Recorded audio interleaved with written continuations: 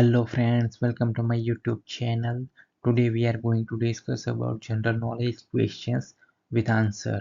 So let's start the video. So our first question is તાલુકા આયોજન સમિતિના પ્રમુખ કોણ હોય છે?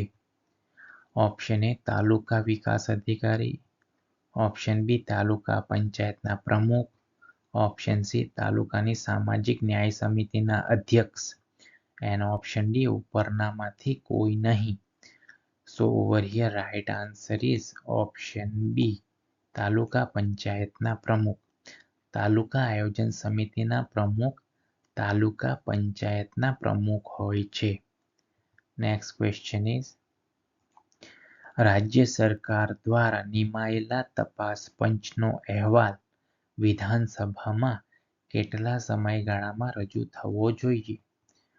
ઓપ્શન એ 3 માસ, ઓપ્શન બી 1 માસ, ઓપ્શન સી 1 વર્ષ and option D 6 mass.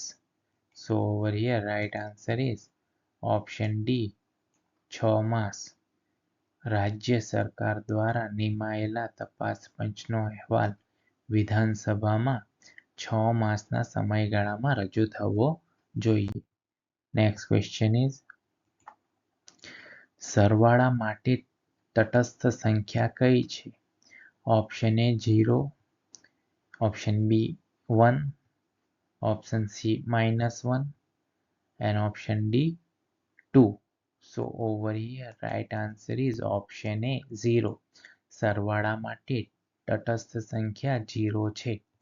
Next question is Khedbrahma તાલુકો ગુજરાત રાજ્યના કયા જિલ્લામાં આવેલો છે?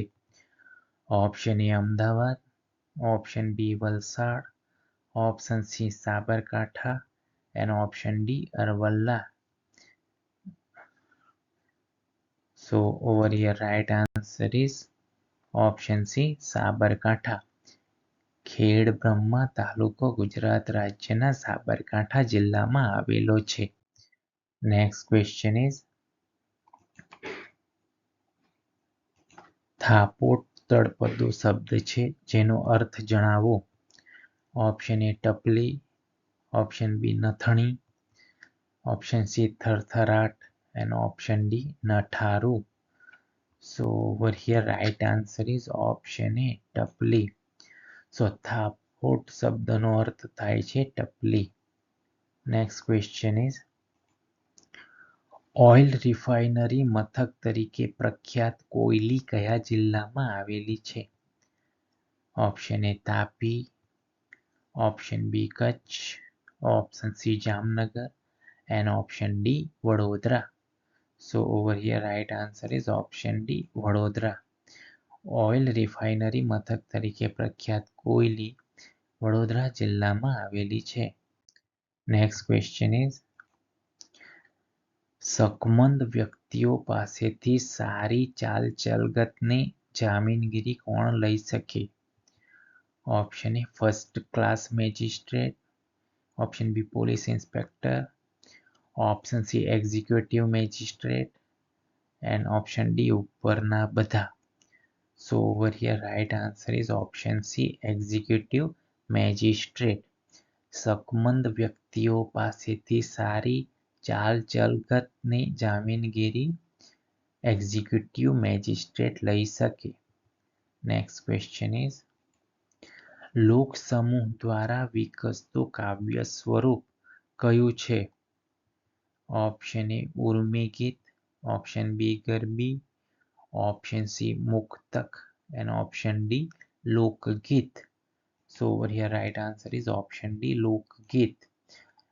લોક સમૂહ દ્વારા વિકસતું કાવ્ય સ્વરૂપ લોકગીત છે. નેક્સ્ટ ક્વેશ્ચન ઇઝ સ્થૂળ શબ્દનો સાચો વિરોધાર્થી શબ્દ જણાવો. ઓપ્શન એ કદાવર, ઓપ્શન બી સંગમ, ઓપ્શન સી સૂક્ષ્મ and option D દુર્બળ. So over here right answer is option C સૂક્ષ્મ. સ્થૂળ શબ્દનો વિરોધાર્થી શબ્દ છે સૂક્ષ્મ. Next question is Rajiv Gandhi international airport કયા રાજ્યમાં આવેલું છે? Option A Tripura, option B Telangana, option C Uttarakhand and option D Tamil Nadu. So your right answer is option B Telangana.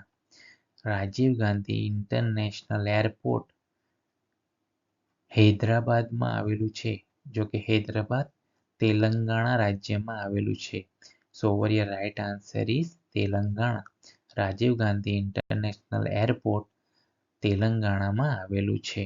સો અહીંયા યાદ રાખશો મિત્રો, હૈદરાબાદ જે છે તે તેલંગાણામાં જ આવેલું છે. Please like, comment, share and subscribe this channel. Thank you.